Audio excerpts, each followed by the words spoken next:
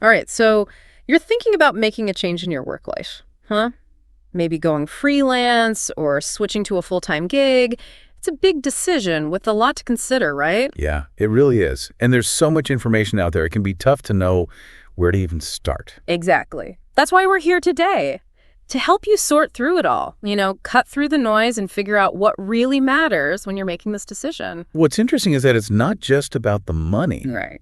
It's really about your personality, your lifestyle, your values. Yeah, you have to figure out what success actually looks like for you. Exactly. So let's start with the side that often gets romanticized, freelancing, Right. The whole be your own boss work in your pajamas image. Ooh, yeah, that's a powerful image. For a lot of people, that flexibility is a huge draw. No set hours, you pick the projects, work from anywhere. Sounds pretty idyllic, right? It can be. Yeah. But, it's important to understand how that freedom plays out in reality. You're not just trading time for money. You're a business owner. Okay, so more than just picking up gigs and cashing checks. Oh, yeah. Much more. One thing that often surprises people is the financial roller coaster. What do you mean? You might have a month with 3 big projects, then nothing for weeks. Oh, wow, so it's feast or famine. Exactly. Right. And that unpredictability makes budgeting really tough. Plus, you're responsible for everything. Taxes, saving for retirement, even health insurance. Oh, right. So even though you're setting your rates, there's no guarantee of consistent income. And then you have to juggle all the extra responsibilities on top of actually doing the work. That's a lot to handle. It is. And it's not just financial. Something else that doesn't get talked about enough is the isolation factor. When you're freelancing, you miss out on those built-in social interactions you get from being part of a team. Right, no more water cooler chat. Exactly. And that can be a big adjustment, especially if you're someone who thrives on collaboration. Yeah, I can see how that could be tough, especially for people who are naturally outgoing. It can be a real challenge, building your network as a freelancer. Yeah. You have to be really intentional about attending industry events, joining online communities, finding ways to connect. So it's almost like you have to be even more proactive about networking than if you were in a traditional job. Precisely. And it's something to really think about if you're considering the freelance route. Do you enjoy building those relationships, putting yourself out there? That's a great point. It's not just about the work itself, it's about the whole ecosystem around it. Exactly. So we've talked about the allure of freelance freedom, but also the hidden costs and challenges that come with it. Right. Now let's switch gears and talk about the other side of the coin. Full-time jobs, that steady paycheck is a big plus, but what else is there to consider? Oh, there's a lot. Stability is huge. Yeah. No doubt about that. A regular paycheck, knowing what's coming in each month, it just takes a lot of stress off your shoulders. Right, especially when it comes to things like planning for the future or unexpected expenses. Exactly. And then think about benefits. In most full-time roles, you're getting health insurance, paid time off, maybe even retirement contributions. Those perks definitely add up. They do, both in terms of your well-being and your bottom line. For sure. Yeah. That's a significant difference from freelancing, where you have to manage and pay for those things yourself. Absolutely. Yeah. And then there's the whole aspect of career development. What do you mean? Within a company, you have more built-in opportunities for growth. Yeah. Training programs, mentorship, a clear path for promotion. I see. That structure can be really beneficial, especially if you're earlier in your career and still figuring things out. Exactly. And don't underestimate the power of mentorship. Having someone more experienced to guide you, offer advice, can be invaluable. Yeah, that makes sense. So full-time jobs offer a different kind of security, financial in terms of benefits, and even in terms of your career trajectory. Exactly. But of course, there are trade-offs to consider. What are some of the downsides of the full-time life? Well, the biggest one is probably the lack of flexibility. In what way? You're on the company's clock, you have set hours, and you might have limited control over your work location or even the specific tasks you're doing. I can see how that would be a tough adjustment. After tasting the freedom of freelancing, that structure could feel stifling. Definitely can. Right. And it's not just about the hours or location. Right. In some full-time roles, you might find yourself doing repetitive tasks. Yeah. Maybe not having as much variety as you'd like. So it can get a little boring. It can. And that can lead to feeling like you're not being challenged enough. So it's not just about the company, it's about finding the right role within that company, one that aligns with your interests and skills and provides enough variety. Exactly. And then there's the big one, company culture. Oh, yeah. That can make or break your experience. Absolutely. And it's something that's often overlooked, especially when you're eager to land a position. Right. But it's crucial to do your research and get a sense of a company's culture. before you accept an offer. How do you go beyond the surface level? What are some things people should be looking for? One of the best things you can do is talk to current or former employees. Get their honest insights on what it's really like to work there. That's smart. What about online resources? Platforms like LinkedIn or Glassdoor can also provide valuable perspectives. Pay attention to things like work-life balance, how the company treats its employees, and whether there are opportunities for growth and development. So it's not just about finding a company with a cool mission statement or a fancy office. Right. It's about finding a place where you feel valued, respected, and supported. Exactly. And where you see a path for yourself to learn and grow within the organization. So we've explored the allure of freelance freedom and the stability of full-time jobs, along with the potential downsides of each. It's a lot to process. It is. What's becoming clear is that there's no easy answer. The best choice really depends on your personality, priorities, and financial situation. I couldn't agree more. And before we move on, I'm curious to hear from you. What are your initial gut reactions to what we've discussed so far? Which aspects of these work styles resonate most with you?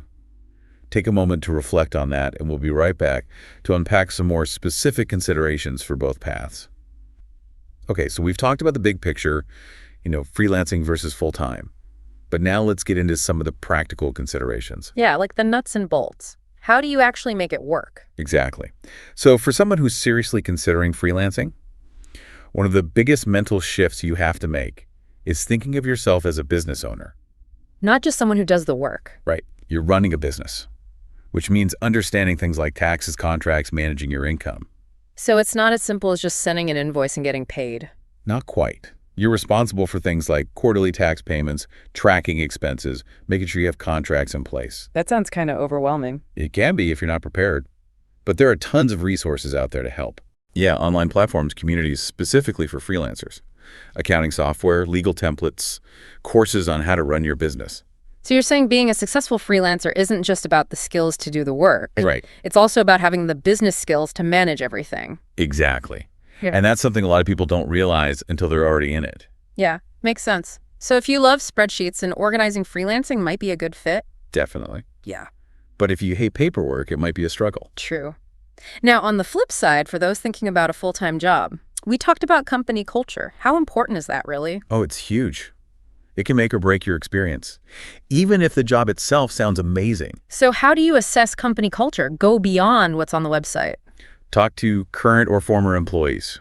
Get their honest insights. Good idea. What about online? Platforms like LinkedIn or Glassdoor can be helpful too. Pay attention to things like work-life balance, how they treat employees' opportunities for growth. So it's about finding a place where you feel valued. Exactly. Where you feel respected, supported, and where you see a path for growth and development. Right.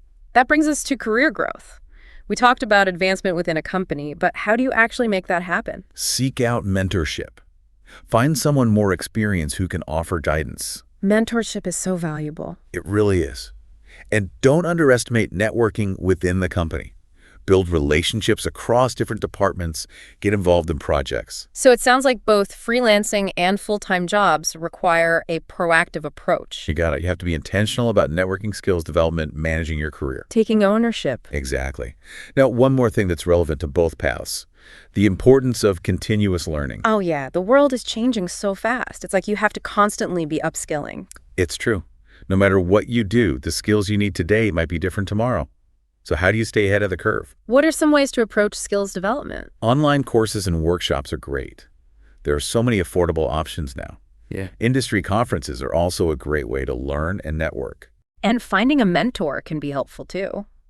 Absolutely. It's all about being proactive, investing in yourself, recognizing that learning is a lifelong journey. So we've covered a lot in the segment. The practical side of freelancing company culture, the need for continuous learning. As we move on, I want to leave you with this thought. Both freelancing and full-time jobs have their own challenges and rewards. It's not about one being better. Right. It's about finding the right fit for you. And recognizing that the world of work is always changing. Being adaptable is key. So let's take a moment to reflect. Think about what we've talked about and ask yourself, what does a truly fulfilling work life look like to you? You know, it's funny. We've been talking about freelancing and full-time jobs like they're totally separate things. Yeah.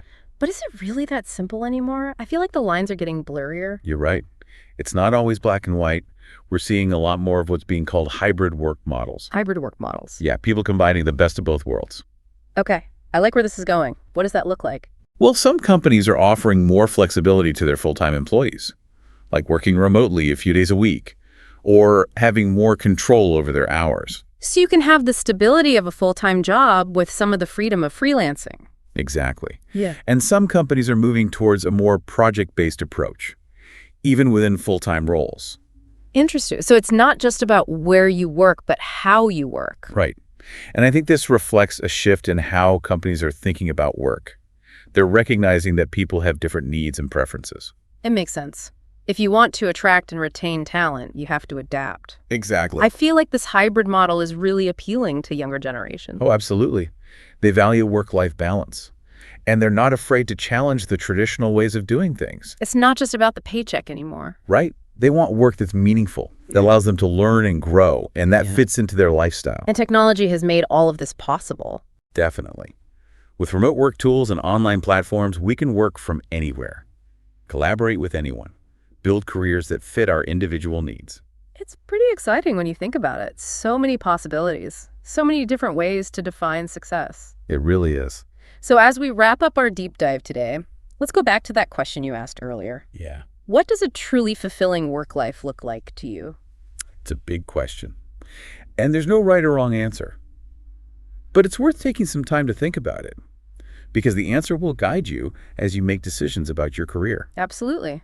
Maybe it's about finding work that aligns with your passions. Or maybe it's about having the financial freedom to pursue your dreams. Maybe it's a combination of both. Right. Whatever it looks like for you, remember that it's achievable. The key is to be proactive. Right. To be open to new possibilities. And to never stop learning and growing. And don't be afraid to challenge the status quo. The old rules of work don't always apply anymore. You have the power to create a work life that truly fulfills you. So go out there, explore your options, and build a career that you're passionate about. The future of work is yours to shape. And that's it for this deep dive. Thanks for joining us. We'll Okay. see you next time.